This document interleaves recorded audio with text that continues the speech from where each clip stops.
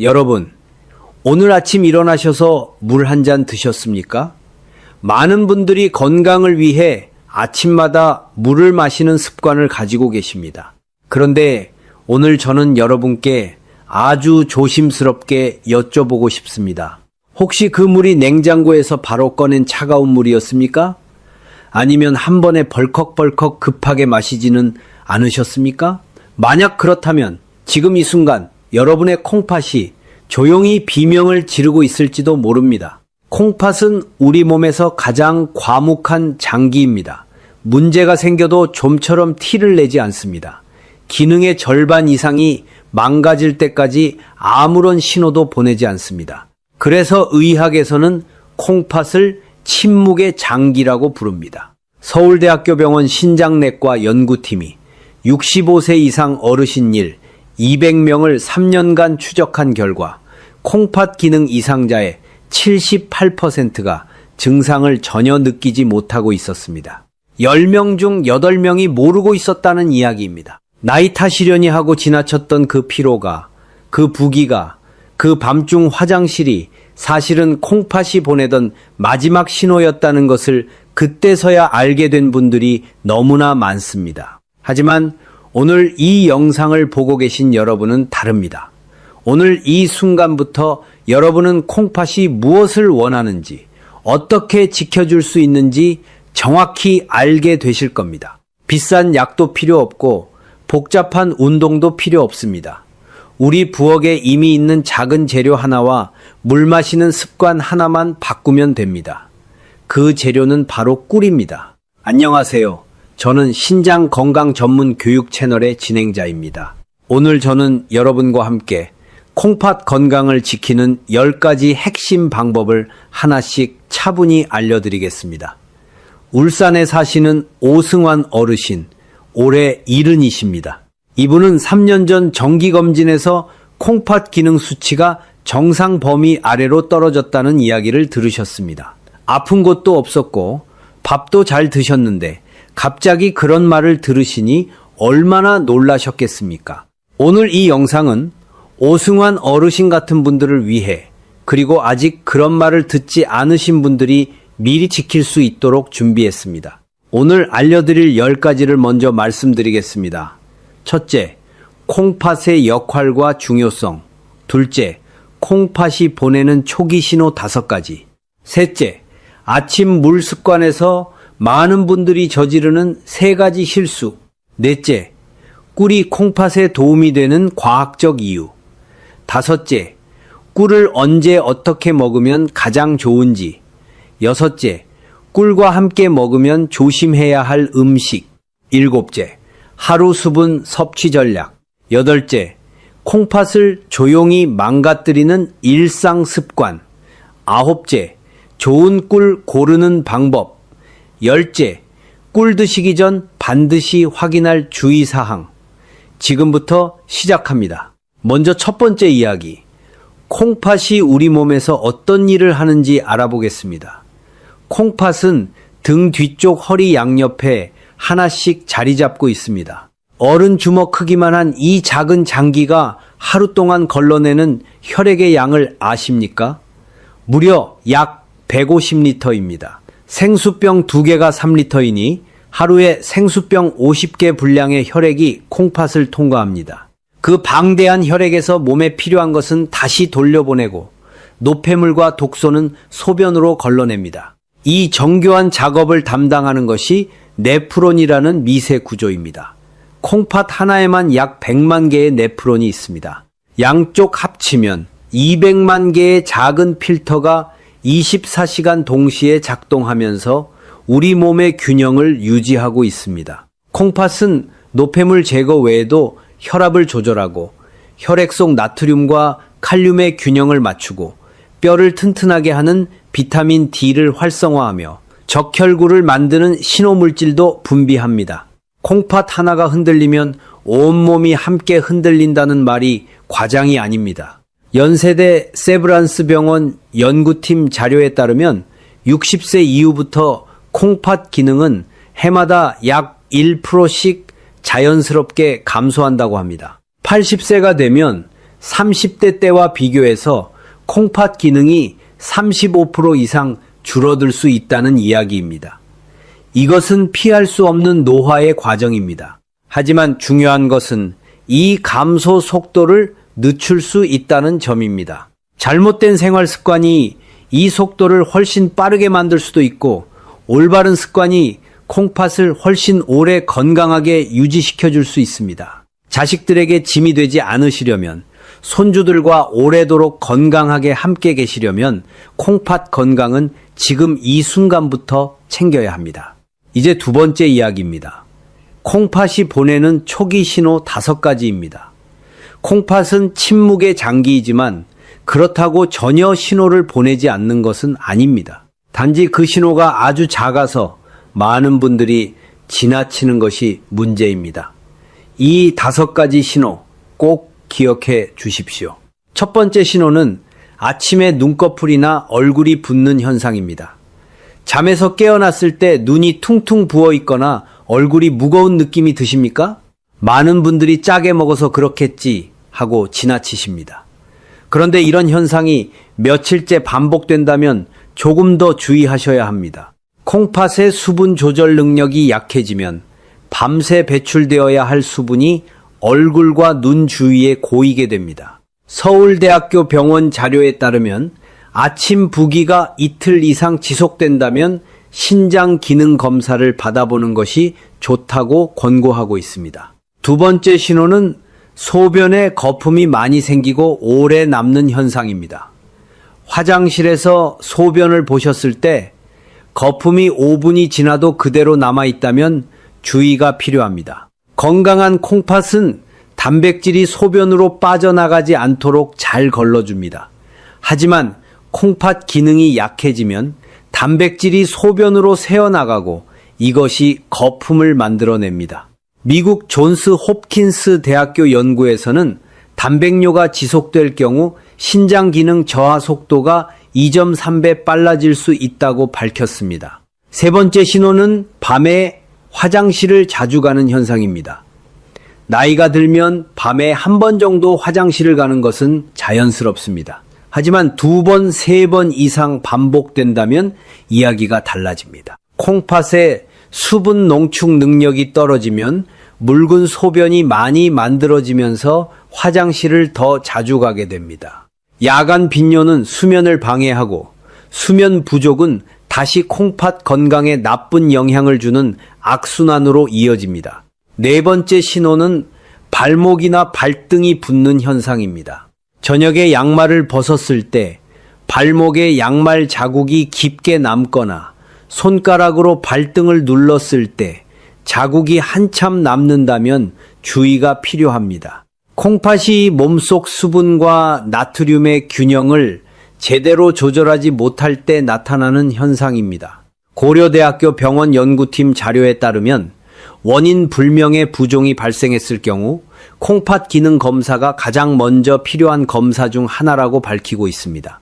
5번째 신호는 이유 없이 쉽게 피곤해지는 것입니다.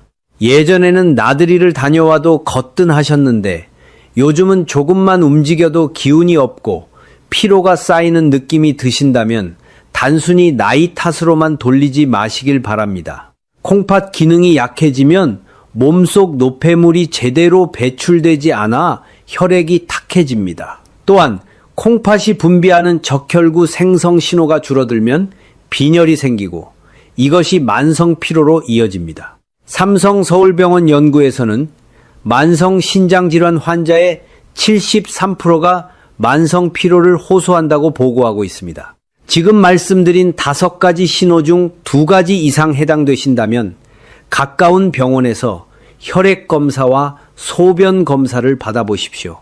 크레아티닌 수치와 사구체 여과율 2가지를 확인하시면 콩팥 건강 상태를 파악할 수 있습니다. 우리 가족들이 걱정하지 않도록 손주들 곁에 건강하게 오래 있을 수 있도록 지금 바로 확인해 보시길 부탁드립니다. 이제 3번째 이야기입니다. 아침 물 마시기에서 많은 분들이 저지르는 3가지 실수입니다. 건강을 위해 아침에 물을 마시는 것은 좋은 습관입니다. 그런데 어떻게 마시느냐에 따라 콩팥에 도움이 될 수도 있고 오히려 부담이 될 수도 있습니다. 첫 번째 실수는 냉장고에서 바로 꺼낸 차가운 물을 마시는 것입니다. 우리가 잠을 자는 동안 몸의 체온은 약간 내려가고 밤새 물을 마시지 않았기 때문에 몸은 약한 탈수 상태에 가까워집니다. 이런 상태에서 갑자기 4도에서 5도의 차가운 물이 들어오면 위장과 소화관이 순간적으로 놀라게 됩니다. 혈관이 수축하고 콩팥 주변의 미세 혈관도 차가운 자극에 반응해서 수축할 수 있습니다. 미세 혈관 수축이 반복되면 콩팥으로 가는 혈류량이 줄어들고 누적 부담이 생깁니다. 하버드 의과대학 연구에서는 차가운 음식을 자주 섭취하는 그룹이 미지근한 온도의 음식을 섭취하는 그룹보다 소화 관련 문제를 1.8배 더 많이 경험한다고 보고하고 있습니다. 아침에는 반드시 체온과 가까운 미지근한 물을 드십시오. 손으로 컵을 잡았을 때 따뜻하게 느껴지는 정도, 약 35도에서 40도 사이가 가장 좋습니다. 두 번째 실수는 물을 한 번에 너무 많이 마시는 것입니다. 콩팥은 시간당 처리할 수 있는 수분의 양이 정해져 있습니다. 건강한 성인 기준으로 시간당 약 800ml에서 1리터 정도입니다. 그런데 갑자기 500ml를 단숨에 마시면 콩팥이 순간적으로 과부하를 받을 수 있습니다. 특히 콩팥 기능이 조금 약해진 어르신들에게는 이런 갑작스러운 수분 부하가 더 큰 부담이 됩니다. 아침에 물을 드실 때는 종이컵 한 컵 분량인 약 150에서 200ml를 천천히 드시고 이후 오전 시간 동안 조금씩 나누어 드시는 것이 좋습니다. 세 번째 실수는 잠들기 바로 직전에 물을 많이 마시는 것입니다. 자기 전에 목이 마를까봐 큰 컵으로 물을 가득 마시고 주무시는 분들이 계십니다. 그런데 이 습관은 밤 동안 화장실을 여러 번 가게 만들 뿐 아니라 콩팥이 쉬어야 할 시간에 계속 일을 하게 만드는 것입니다. 밤에 깊은 잠을 자는 동안 콩팥 세포들이 낮 동안 받은 손상을 수리하고 회복합니다. 이 회복 시간을 빼앗으면 콩팥은 더 빨리 지칩니다. 가능하면 잠들기 2시간 전부터는 수분 섭취를 줄이시고 그 전에 미리 충분히 드시는 것이 좋습니다. 이 세 가지 실수, 차가운 물, 한 번에 많이, 자기 직전에 많이, 이 세 가지만 피하셔도 콩팥이 받는 일상적인 부담이 크게 줄어듭니다. 이제 네 번째 이야기입니다. 꿀이 콩팥에 도움이 되는 과학적인 이유입니다. 아마 이 부분이 가장 궁금하셨을 겁니다. 꿀이 달콤한 음식인 것은 다 아는데 그게 어떻게 콩팥에 좋다는 건지 의아하게 생각하실 수 있습니다. 차근차근 설명드리겠습니다. 꿀이 주목받는 첫 번째 이유는 강력한 항산화 작용입니다. 항산화라는 말이 어렵게 느껴지실 수 있으니 쉽게 설명드리겠습니다. 우리 몸속에는 활성산소라는 물질이 있습니다. 쉽게 말해 몸속 세포를 서서히 녹슬게 하는 물질입니다. 쇠가 공기 중에 오래 놓여 있으면 녹이 쓰는 것처럼 활성산소는 우리 몸의 세포와 혈관을 산화시켜 손상을 입힙니다. 나이가 들수록 스트레스를 많이 받을수록 활성산소가 더 많이 생깁니다. 그리고 이것이 특히 많이 쌓이는 곳이 미세혈관이 밀집한 장기들인데 콩팥이 바로 그런 장기입니다.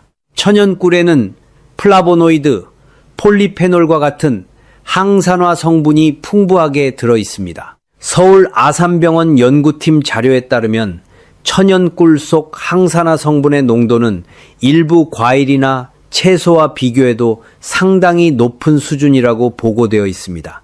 두 번째 이유는 항염 작용입니다. 만성염증은 콩팥 건강의 가장 큰 적 중 하나입니다. 염증이 만성화되면 콩팥의 미세 필터인 네프론을 서서히 손상시킵니다. 하버드 의과대학에서 발표한 자료에 따르면 천연꿀을 규칙적으로 소량 섭취한 그룹이 그렇지 않은 그룹보다 혈중 염증 지표인 CRP 수치가 유의미하게 낮았다는 결과가 나왔습니다. 세 번째 이유는 자연 항균 작용입니다. 콩팥과 연결된 요로에는 세균 감염이 생각보다 흔합니다. 특히 면역력이 낮아진 어르신들의 경우 요로 감염이 반복되는 경우가 많고 심해지면 콩팥까지 영향을 줄 수 있습니다. 천연꿀에는 과산화수소, 디펜신 같은 물질들이 있어서 세균의 성장을 억제합니다. 꿀이 오래 보관해도 잘 상하지 않는 것도 이 항균 성분 덕분입니다. 물론 꿀이 항생제를 대신할 수는 없습니다. 요로 감염이 생기면 반드시 병원 치료를 받아야 합니다. 하지만 평소에 꿀을 조금씩 섭취하면 요로 건강을 자연스럽게 지원하는 데 도움이 될 수 있습니다. 네 번째 이유는 혈압 안정에 도움이 될 수 있다는 점입니다. 고혈압은 콩팥 건강에 가장 큰 위협 중 하나입니다.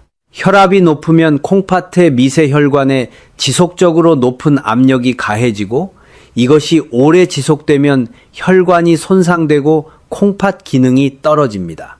천연꿀 속의 칼륨, 마그네슘 등의 미네랄 성분과 항산화 성분이 혈관을 이완시키고 혈압을 안정시키는데 일부 도움이 될 수 있다는 연구 결과들이 있습니다.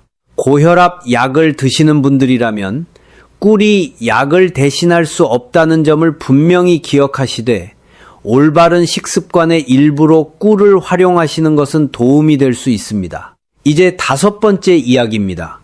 꿀을 언제 어떻게 먹으면 가장 좋은지입니다. 꿀을 먹기에 가장 좋은 시간대는 아침 공복, 오후, 나른한 시간, 잠들기 전 이렇게 세 가지입니다. 첫 번째, 아침 공복입니다. 밤새 8시간 가까이 아무것도 먹지 않은 몸에 아침 첫 번째로 무엇을 넣느냐가 그날 하루 몸의 반응을 결정합니다. 미지근한 물 한 컵에 꿀 한 작은 숟가락을 넣어서 천천히 드시면 밤새 쉬고 있던 위장이 부드럽게 깨어나고 몸의 수분 균형이 천천히 회복됩니다. 꿀 속의 당분은 천천히 흡수되면서 아침 혈당을 급격히 올리지 않고 안정적인 에너지를 공급합니다. 단, 물의 온도가 매우 중요합니다. 꿀을 너무 뜨거운 물에 넣으면 꿀 속의 유익한 효소와 항산화 성분이 파괴됩니다. 반드시 40도 이하, 손으로 잡았을 때 따뜻하게 느껴지는 정도의 물을 사용하셔야 합니다. 두 번째, 오후 나른한 시간입니다.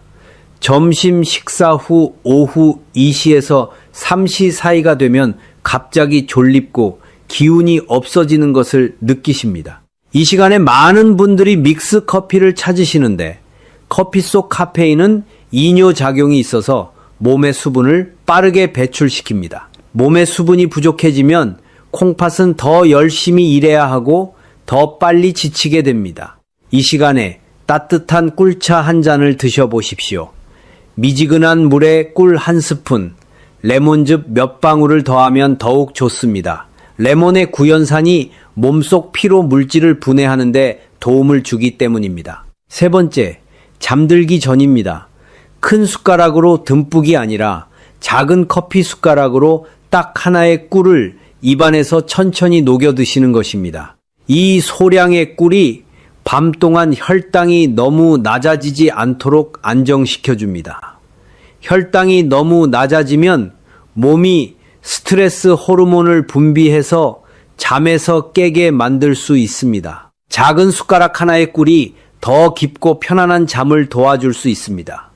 깊은 수면은 콩팥이 회복하고 재생하는데 매우 중요하다는 것을 잊지 마십시오. 이제 여섯 번째 이야기. 꿀과 함께 먹으면 조심해야 할 음식입니다. 아무리 좋은 음식도 잘못된 조합으로 먹으면 효과가 줄거나 몸에 부담이 될 수 있습니다. 첫 번째 주의할 것은 뜨거운 음식입니다. 꿀 속의 효소와 항산화 성분은 60도 이상에서 급격히 파괴됩니다. 뜨거운 숭늉이나 끓는 녹차에 꿀을 타서 드시는 것은 달콤한 맛만 남기고 건강 기능은 없애버리는 것과 같습니다. 반드시 식힌 후에 넣어 드십시오.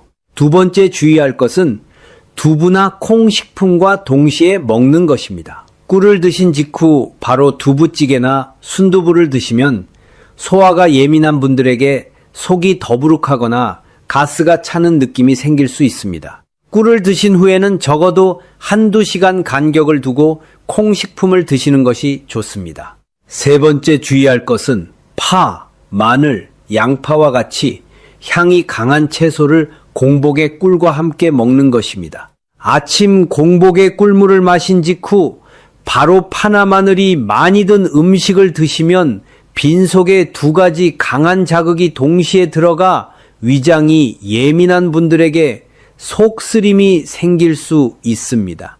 꿀물 드신 후 30분에서 1시간 정도 후에 식사를 하시는 것이 좋습니다. 네 번째 주의할 것은 생선회 같은 날 음식과 동시에 먹는 것입니다. 날 음식은 소화 과정에서 위장이 더 일을 해야 합니다. 꿀과 날 생선을 같은 시간에 드시면 일부 어르신들에게서 속이 불편하거나 설사 증상이 나타날 수 있습니다. 적어도 2시간 간격을 두시는 것이 좋습니다. 일곱 번째 이야기입니다. 하루 수분 섭취를 제대로 하는 전략입니다. 물은 콩팥 건강에 있어서 가장 기본이 되는 요소입니다. 물이 충분해야 콩팥이 노폐물을 효과적으로 걸러내고 소변으로 배출할 수 있습니다. 하루에 얼마나 마셔야 하는지부터 말씀드리겠습니다. 일반적으로 체중 1kg당 약 30ml의 수분이 필요합니다.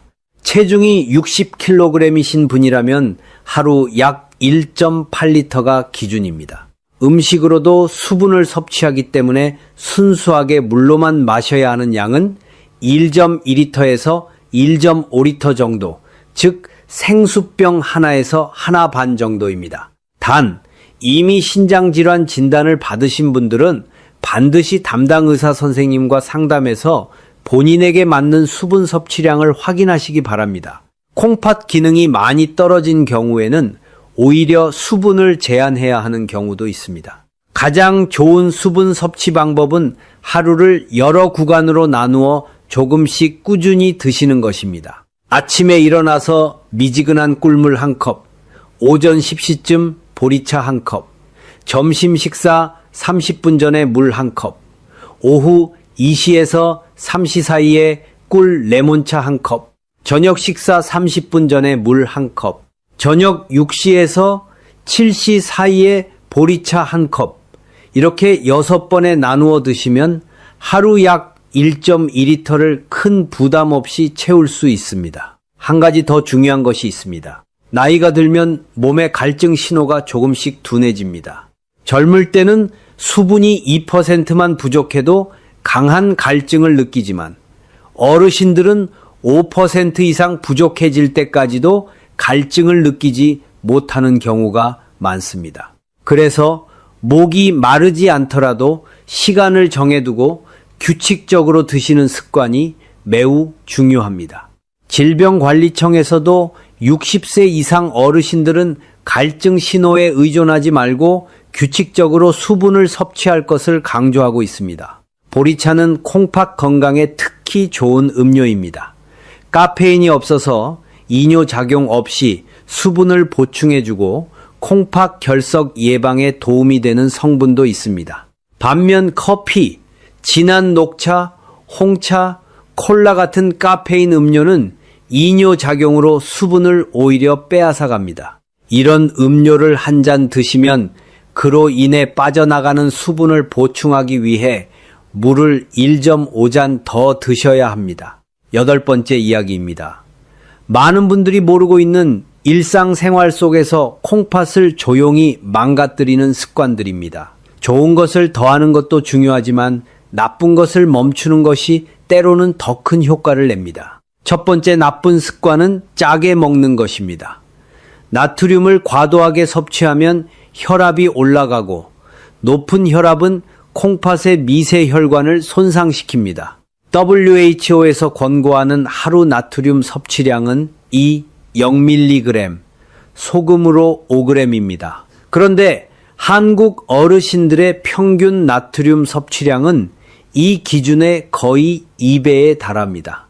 국물은 건더기만 드시고 간장과 된장의 양을 조금 줄이고 젓갈이나 장아찌 같은 짠 반찬은 한 번 식사에 한 가지만 드시는 작은 변화부터 시작해 보십시오. 두 번째 나쁜 습관은 진통제를 자주 복용하는 것입니다. 관절이 아프거나 두통이 있을 때 약국에서 사는 이부프로펜이나 나프록센 같은 소염 진통제는 장기적으로 자주 드시면 콩팥 혈류량을 줄이고 콩팥 세포에 독성을 줄 수 있습니다.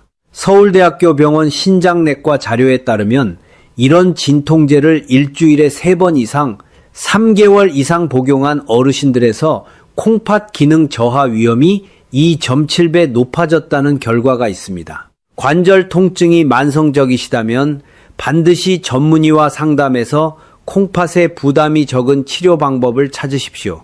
세 번째 나쁜 습관은 단백질을 너무 많이 먹는 것입니다. 단백질이 분해될 때 질소 노폐물이 만들어지고 이것을 콩팥이 걸러야 합니다. 단백질을 너무 많이 먹으면 콩팥이 처리해야 할 노폐물의 양이 급격히 늘어납니다. 체중 60kg이라면 하루 약 48g의 단백질이면 충분합니다. 달걀 2개, 두부 1모, 생선 1토막 정도면 이 양을 채울 수 있습니다. 네 번째 나쁜 습관은 충분히 자지 않는 것입니다. 깊은 잠을 자는 동안 콩팥 세포들이 낮 동안 받은 손상을 수리하고 다음 날을 위해 준비합니다. 만성 수면 부족은 혈압을 높이고 혈당을 불안정하게 만들며 면역력을 떨어뜨립니다. 연세대 세브란스 병원 연구에 따르면 하루 6시간 미만의 수면이 지속되는 경우 만성 신장 질환 위험이 1.87배 높아진다는 결과가 나왔습니다. 어르신들에게 권고되는 수면 시간은 하루 7시간에서 8시간입니다. 다섯 번째 나쁜 습관은 혈당 관리를 소홀히 하는 것입니다.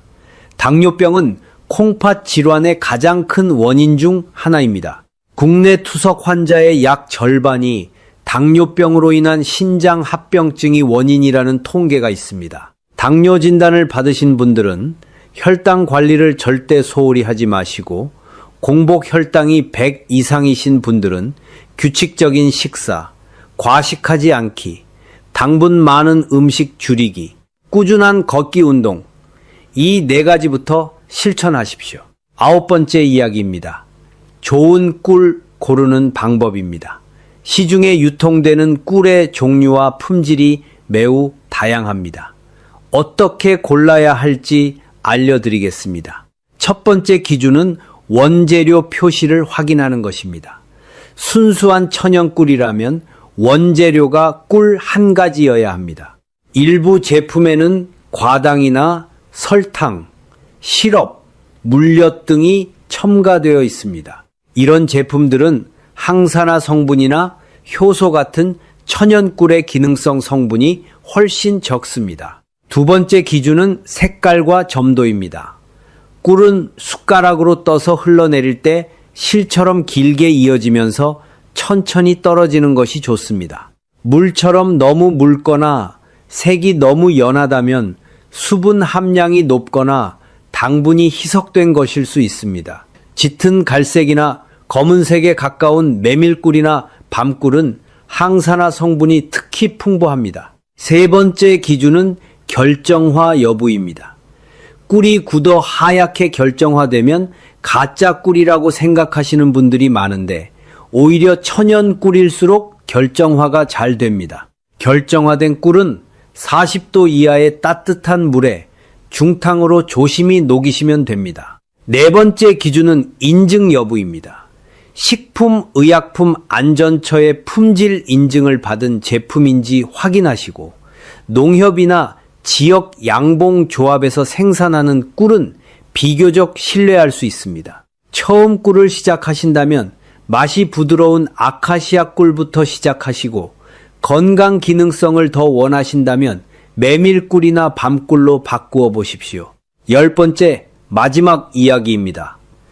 꿀을 드시기 전에 반드시 확인하셔야 할 주의사항입니다. 첫 번째 주의사항은 콩팥 기능이 심하게 저하된 분들입니다. 만성신장 질환 3기 이상 또는 사구체 여과율이 60 이하라는 진단을 받으신 분, 투석 치료를 받고 계신 분은 꿀을 포함한 모든 음식에 대해 담당 의사 선생님과 상담하신 후 드시기 바랍니다. 두 번째 주의사항은 혈당 조절이 잘 되지 않는 당뇨 환자입니다. 인슐린을 맞고 계시거나 혈당 조절이 불안정하신 분들은 꿀 섭취 전에 반드시 담당 의사 선생님과 상담하십시오. 세 번째 주의사항은 꿀 알레르기입니다. 처음 드시는 분이라면 아주 소량으로 시작하셔서 알레르기 반응이 없는지 먼저 확인하십시오. 피부 두드러기, 목 가려움, 숨이 답답한 느낌이 생기면 즉시 중단하고 병원에 가시기 바랍니다. 네 번째 주의사항은 아기에게 절대 꿀을 먹이지 않는 것입니다. 돌 이전의 아기에게는 반드시 꿀을 주지 마십시오. 천연꿀에는 아주 드물지만 아기에게 심각한 영아 보툴리눔증을 일으킬 수 있는 세균 포자가 포함될 수 있습니다. 손주들이 있으신 분들은 이 부분을 꼭 기억해 주십시오. 다섯 번째 주의사항은 양입니다. 처음에는 하루에 작은 커피 숟가락으로 딱 하나로 시작하십시오. 일주일 정도 드셔보시면서 몸의 반응을 확인하신 후 문제가 없다면 하루 2번 아침 저녁으로 각 1스푼씩 드시는 것이 적당합니다. 하루 2스푼, 즉 약 14g에서 20g이 건강한 어르신들에게 적당한 양입니다. 자, 드디어 오늘 알려드리기로 한 10가지를 모두 말씀드렸습니다.